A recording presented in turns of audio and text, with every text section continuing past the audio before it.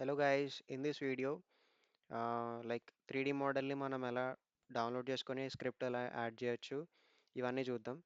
So నా దగ్గర ఒక అసెట్ ఉంది, మీకు కూడా షేర్ చేస్తా. సో ఆ అసెట్ ఏంటంటే అసెట్స్ ఫోల్డర్లో ఇండస్ట్రియల్ జోన్లో దీని మీద క్లిక్ చేయగానే ఆటోమేటిక్ ఇది ఒక ఎక్స్పోర్ట్ చేసిన లైక్ సీన్ అనమాట. దీని మీద క్లిక్ చేయగానే ఆటోమేటిక్గా మీది ఏదైతే ఎడిటర్ ఓపెన్లో ఉంటుందో దానిలో రన్ అయ్యిద్ది ఆటోమేటిక్గా. సో ఇక్కడ మనం చూసినట్టయితే మొత్తం అన్ని టిక్ చేసి ఉన్నాయి కదా, టిక్ చేసి ఉన్న ప్రతిదీ మనకి ఇంపోర్ట్ అవుతుంది. ఇంపోర్ట్ మీద క్లిక్ చేద్దాం. సో ఇంపోర్ట్ అయిన తర్వాత అసెట్స్, మీ అసెట్ అనేది మెయిన్ డైరెక్టరీ, అసెట్స్ ఫోల్డర్లో ఇవన్నీ మనకి సేవ్ అవుతాయి యాజ్ ఏ ఫైల్గా. ఓకే, ఇక్కడ మనం చూసినట్టయితే ఇందాక మనకి అసెట్స్ లైక్ సీన్ మాత్రమే ఉండేది, ఇప్పుడు ఇంకోటి ఎక్స్ట్రా యాడ్ అయింది. దీని మీద డబుల్ క్లిక్ చేయండి. ఇక్కడ సీన్ డే, సీన్ నైట్ అని రెండు ఉన్నాయి. సీన్ డే మీద డబుల్ క్లిక్. సో ఇది మొత్తం మన సీన్, మన గేమ్లో ఉన్న సీన్ మొత్తం. ఓకే, ఇట్లా ఉంటుంది చూడడానికి. కొంచెం మనం పెద్దది చేసుకుందాం సీన్ని. ఇవన్నీ అడ్జస్టబుల్లే, మనం అడ్జస్ట్ చేసుకోవచ్చు. మార్నింగ్ సీన్ అయితే ఎలా ఉంటుంది, నైట్ సీన్ అయితే ఇలా ఉంటుంది. ఓకే, మనం నైట్ సీన్ యూస్ చేసుకుందాం గేమ్లో, ఎందుకంటే చూడడానికి బాగుంటుంది. మార్నింగ్ సీన్ ఎప్పుడు క్యాజువల్గానే ఉంటుంది.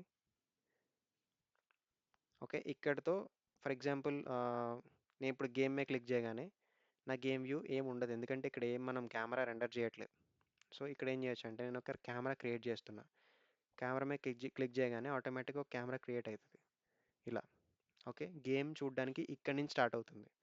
సో మనం కెమెరాని కొంచెం కిందకి జరుపుదాం. Scroll bit down. ఓకే, ఇదైతే ప్రాపర్గా ఉంది, కరెక్ట్గా ఉంది కదా. సో జస్ట్ ఇక్కడ మనకు ప్లేయర్ క్యారెక్టర్ ఉంటాడు, వాడిని మన కెమెరా ఫాలో అవుతూ ఉంటుంది. వాడు ఎక్కడికి వెళ్తే వాడు వెనకాల మన కెమెరా కూడా వెళ్తుంది. లైక్ జస్ట్ లైక్ మన గేమ్స్లో మనం third person games like GTA 5 కానీ, అన్చార్టెడ్ 4 కానీ, లేకపోతే ఇలాంటి కొన్ని స్టోరీ బేస్డ్ గేమ్స్ ఉన్నాయి కదా, వాటిలో ఎలా అయితే కెమెరా మూమెంట్ ఉంటుందో అలానే మన కెమెరా మూమెంట్ కూడా ఉండేలాగా మనం స్క్రిప్ట్ డిజైన్ చేద్దాం. ఓకే, ఇక్కడతో మనం ఏం చేసాం ఈ వీడియోలో, జస్ట్ మనం ఒక 3D అసెట్, ఒక 3D environment drag and drop చేసుకున్నాం. అది చూడడానికి ఇలా ఉంది.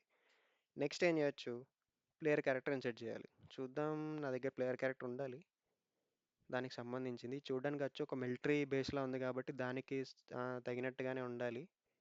సో ఐ థింక్ ఇదే అనుకుంటా. Okay, we finally found that. And import మీద క్లిక్ చేయగానే ఆటోమేటిక్గా దానికి సంబంధించిన ప్యాకేజ్ అంతా ఇంపోర్ట్ అయిపోద్ది. Importing assets, running build program, back end.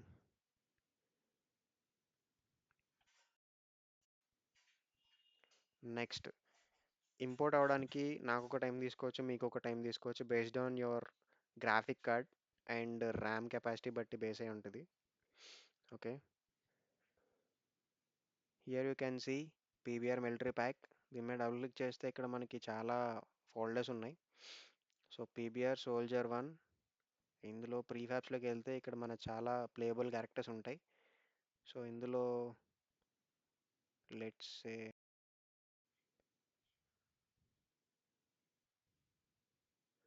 Camera ఇక్కడ ఉంది. సో మన ప్లేయర్ క్యారెక్టర్ని తీసుకొచ్చి ఇక్కడ పెడుతున్నా.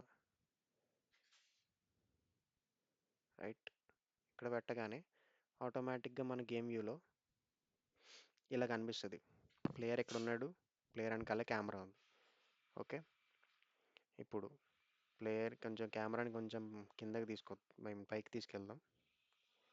1.25 కాస్త 1.4. Okay, that's a good value. ఇప్పుడు కొంచెం రియలిస్టిక్గా ఉంది కదా, గేమ్ ఫీల్ వస్తుంది కదా.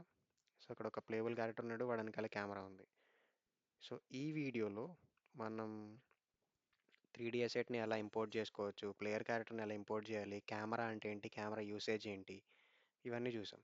నెక్స్ట్ వీడియోలో మనం ఇంకా డైరెక్ట్గా స్క్రిప్టింగ్ స్టార్ట్ చేద్దాం. ప్లేయర్ క్యారెక్టర్ ఎలా ముందుకెళ్తాడు, వాడు వెనకాలే కెమెరా ఎలా ముందుకెళ్తుంది, ఇవన్నీ కూడా అందులో చూద్దాం. Okay, thank you.